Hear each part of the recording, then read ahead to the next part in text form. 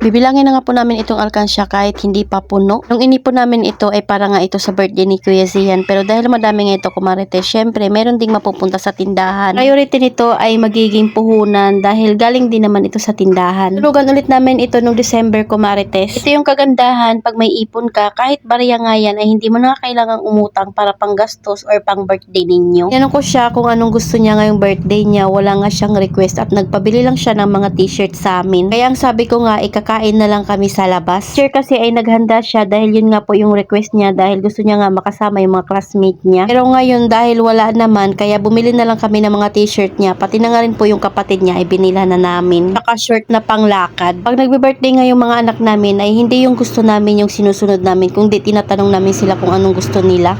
Pasok nga siya kumarites, kaya mamayang hapon pa naman kami aalis. Kaya ang gagawin ko ay mamimili na muna ako ng mga kailangan dito sa tindahan. Grocery na muna ako dahil nung Saturday nga ay hindi ako nakapamili. Kaya nga siyang may hili ngayong birthday niya kumarites dahil lahat naman ng gusto niya ay binibili namin at binibigay pati nga po pangangailangan. Ang isang magulang nga po, ayun nga po yung pinaka-goal namin. Ang ma-provide yung mga needs nila. Tingnan naman sa pera ay may mga sarili na nga rin po silang pera dahil kagaya sa amin nag-iipon din sila. Kapag may gusto silang bilhin ay nabibili nila. Ako po talaga bago gumastos ay nakaplano na iyan. Ay lahat nga po ng hinawakan kong pera ay nakabudget na. Ibig sabihin nga nun kumarites ay nakahati-hati na iyan. May nakalaan para sa ipon, may nakalaan para sa tindahan at syempre nakalaan para sa aming mga cravings. Pupunta sa bills na kailangang bayaran tapos meron pang paluwagan. Kaya naman talaga yun sa mga nanghihiram nga po sa akin, wala talaga akong napapahiram. Dahil every year nga ay may goal kami. Last year pinaka-goal namin ay mabayaran lahat ng utang at nagawa naman namin iyon. At dahil nakaipon pa nga kami kaya nakabili na nga rin po kami ng motor. Thank you Lord dahil sa mga blessings na pinagkaloob niya sa amin ay yung mga goal nga po namin ay nangyari. Kaya importante din talaga na ipag-pray natin lahat ng gusto natin. 2026 goal ay makaipon.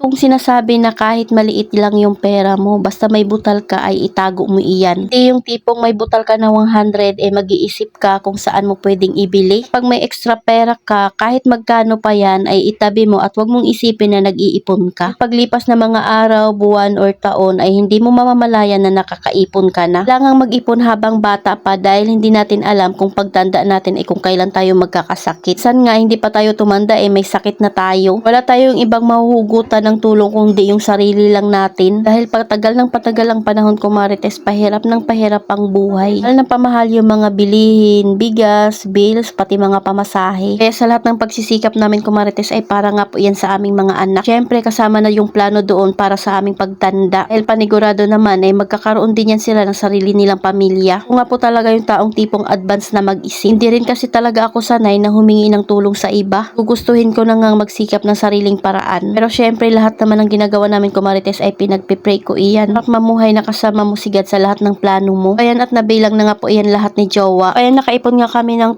12,600. Kaya lang muna kumarites. Salamat sa panonood. Follow for more. God bless us. At sana i-share nyo na nga rin po itong aking video.